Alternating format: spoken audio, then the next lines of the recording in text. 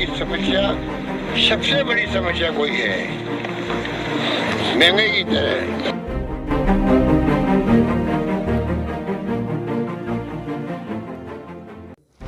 नमस्कार, मैं एनआर मनोहर। आज बात करते हैं राजस्थान में बढ़ती हुई बेरोजगारी को लेकर। राजस्थान में बेरोजगारी एक बड़ी मुसीबत बनती हुई नजर आ रही है।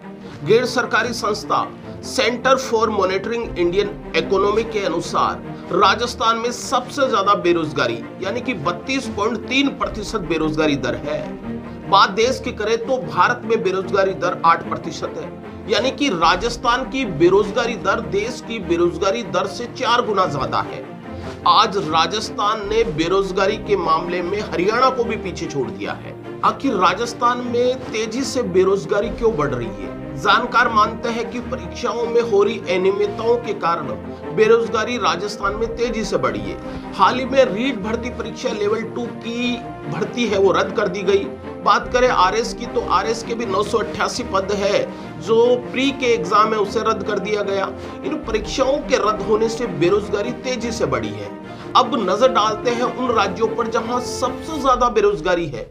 तो राजस्थान में बेरोजगारी दर 32.3% है, हरियाणा में 31%, झारखंड में 15%, बिहार में 14%, जम्मू एंड कश्मीर में 12.3%। अगर देश में सबसे कम बेरोजगारी वाले राज्यों पर नजर डालें तो उड़ीसा नंबर 1 पर है। उड़ीसा में बेरोजगारी मात्र 1% है, मेघालय में 1.4% बेरोजगारी है, छत्तीसगढ़ में 1.7% बेरोजगारी है, गुजरात में 2.5%, उत्तर प्रदेश में 2.7% बेरोजगारी है। राजस्थान में सबसे ज्यादा बेरोजगारी होना चिंता का विषय हो सकता है। सरकार प्रयास करेगी कि बेरोजगारी को किस तरीके से दूर किया जाए। बड़ी भर्तियां और साथ ही रोजगार के सृजन पैदा करना ही सरकार की पहली प्राथमिकता होनी चाहिए, नहीं तो आने वाले समय में ये बेरोजगारी दर और ज्यादा बढ़ सकती है। नमस्कार, इस समय मैं ग्राम पंचायत चैनपुरा में हूं और यहां पर एक लाइब्रेरी के तौर पर स्टूडेंट अपने सपनों को बुन रहे हैं, तैयारियां कर रहे हैं अलग अलग सेक्टर में जाने के लिए। यहां के जो स्टूडेंट चाहते हैं कि वो यहां से तैयारी करके जो कंपटीशन की जो तैयारी है वो तैयारी करने के बाद में वो चाहते हैं कि गवर्नमेंट जॉब लगे उनको। लेकिन जिस तरीके से राजस्थान में बेरोजगारी का जो स्तर है, अगर हम एक रिपोर्ट को देखें तो यहाँ पर राजस्थान सबसे ज़्यादा बेरोजगारी से प्रभावित वाला राज्य है। अभी हाल ही में एक रिपोर्ट में बताया गया है कि देश में सबसे ज़्यादा बेरोजगारी राजस्थान में है। एक चिंता का कारण है। हाल ही में जो भर्तियाँ भी हो रही है उनमें काफ़ी अनियमितता आ रही है, भर्तियाँ रद्द हो रही है, इसलिए युवाओं के जो सपने हैं वो कहीं ना कहीं टूटते हुए नजर आ रहे हैं। युवा इस पर क्या सोचते हैं, मैं कुछ युवाओं से आपसे बात करने की कोशिश करूंगा। क्या नाम है आपका? मेरा नाम पूजा मीणा है। अच्छा पूजा, मुझे ये बताओ कितने सालों से तैयारी कर रहे हो आप? मैं तो पिछले साल से कर रहा हूँ। एजुकेशन में क्या कर लिया आपने? मेरी बीएससी कंप्लीट है और बीएड कंप्लीट हो चुकी है। अच्छा मुझे ये बताओ कि मैं देख रहा हूँ कि राजस्थान बेरोजगारी में नंबर 1 पर है, काफ़ी बेरोजगार है। एक युवा को जब ये खबर सुनी है तो कितनी तकलीफ होती है, क्या सोचता है? तकलीफ तो है ही, इंडिया में मतलब राजस्थान फर्स्ट नंबर पर आ चुका है बेरोजगारी में, तो बहुत ही दुख की बात है ये। तो ये बेरोजगारी है क्योंकि ये सरकार एग्ज़ाम टाइम पे नहीं लेती है, डेट देती है, कैंसिल होती है, करप्शन बढ़ चुका है। जैसे पापा मम्मी आपको तैयारी कर रहे हैं तो उनकी एक उम्मीद है कि मेरी बेटी है वो सर्विस पर लगे या तो सरकारी नौकरी लगना आजकल कितना कठिन हो गया है? बहुत ज़्यादा कठिन हो गया, बहुत ही ज़्यादा कंपटीशन बढ़ चुका है। कंपटीशन बढ़ा है तो उसके बीच में है कि बस पैसे दो नौकरी लो, सच बात तो ये है। ऐसा आप सोचते हो कि भ्रष्टाचार है? बहुत ज़्यादा है। ऐसा आप सोचते हो?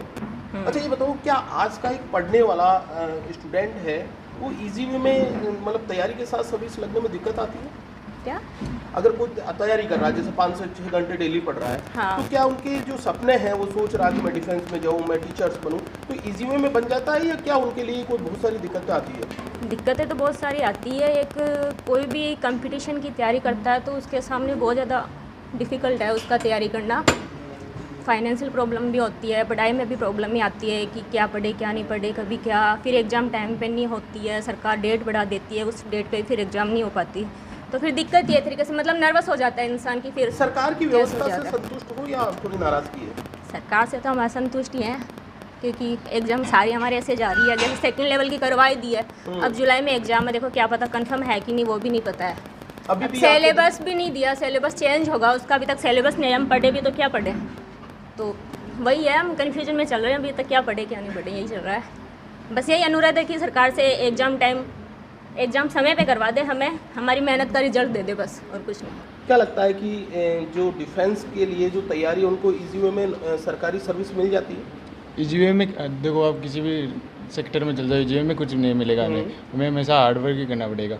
अब लेकिन हमारे जो भी साथ के हैं, मैं हूँ, सभी हार्डवर्क तो कर रहे हैं, लेकिन जब कोई एग्ज़ाम ही ना हो, जब कोई वैकेंसी ना हो, तो वो हार्डवर्क किस काम का फिर? तो या हाँ बताइए आप या तो हमें साफ बोल दे कि अब कोई भर्ती नहीं होगी, तो कोई गवर्नमेंट जॉब तो नहीं कर मिल रही है, प्राइवेट तो जॉब तो करे, अपने घर वालों का सहारा तो दे। जॉब हो रही, जॉब मिल नहीं रही और कोई गवर्नमेंट वैकेंसी आ नहीं रही, केवल तैयारी कर रहे हैं। घर वाले कितने पैसे लगा सकते हैं हमें? 2 साल तो मुझे हो गए, पता नहीं मेरे से पहले कितनों को 10 साल हो कितने गए। भाई हो आप? मैं 2 भाई हूँ। बहन नहीं है? मतलब दोनों भाई है, दोनों क्या कर रहे हैं? तैयारी कर रहा है वो दोनों भी। तैयारी कर रहे हैं, दोनों की अभी जॉब नहीं लगी है? नहीं लगे। क्या नाम है आपका? जी, मेरा नाम संदीप कुमार स्वामी है। अच्छा संदीप, कितने सालों से तैयारी कर रहे हो आप?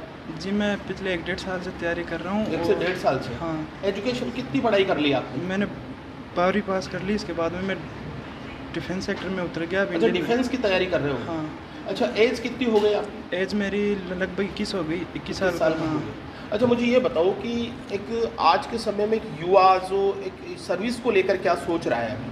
जी, सर्विस के बारे में तो ये है कि हम मिडिल क्लास से बिलोंग करते हैं और हमारे घर में जो हमें बता देते हैं उस हिसाब से तैयारी। मेरा 1 साल हो गया फिजिकल मेडिकल वे इंडियन आर्मी का, तो अब एग्ज़ाम नहीं लग रही है 1 साल से मतलब दिमाग ख़राब हो रहा, परेशान हो रहे हैं, कुछ पता नहीं है एग्ज़ाम का कब लगेगी, क्या है क्या नहीं है, इस हिसाब से है।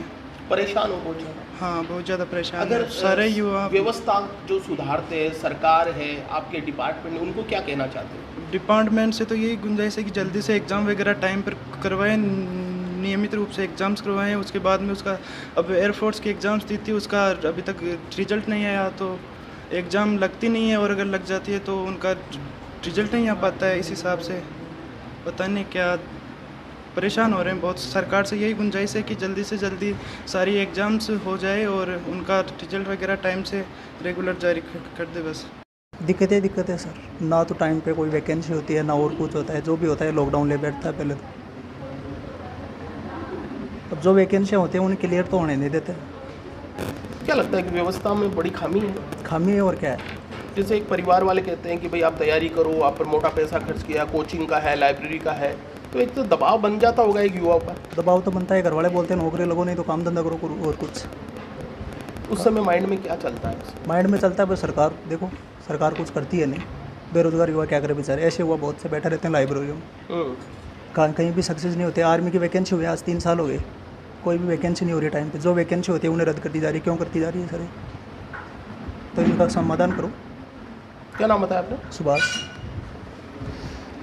सुभाष मुझे बता रहा था कि आर्मी की वैकेंसी पिछले 3 सालों से नहीं आ रही है और ये कंपटीशन की तैयारी करने वाले ये तमाम युवा है, इनके दिलों में एक सपना है कि कहीं ये नौकरी लगेंगे और नौकरी के बाद में अपने परिवार वालों ने इन पर मोटा पैसा खर्च किया है और शायद जो उम्मीद इनके परिवार वालों ने पाल रखी है, लेकिन हताश तब हो जाते हैं कि ये जो जिस कंपटीशन की तैयारी करते हैं वो कंपटीशन की जो वैकेंसी है वो या तो समय पर निकलती नहीं है, निकल गई तो वो सही तरीके से अगर उसका रिजल्ट आ जाए, ये इस बात पर भी सवाल खड़ा होता है। मैं अभी आपको बता रहा था रीट की 2nd लेवल की एक बड़े स्तर पर तैयारियां इन लोगों ने करी थी, लेकिन वो रद्द हो गई। उसके बाद में एक प्रतियोगी मुझे बता रहा था कि सिलेबस पर भी उन्होंने सवाल बताया कि सिलेबस सही ढंग से उन्होंने उन लोगों को बताया नहीं गया। अब आगे होने वाली जो एग्ज़ाम है उनको लेकर भी ये लोग खासे चिंतित है कि इनके दिमाग में एक ही चीज़ चलती है कि क्या एग्ज़ाम होगी और होगी तो क्या उसका रिज़ल्ट है वो सही समय पर आ जाएगा। ये तमाम बेरोज़गारों की एक चिंता है, मैंने आप लोगों के सामने रखने की कोशिश करी।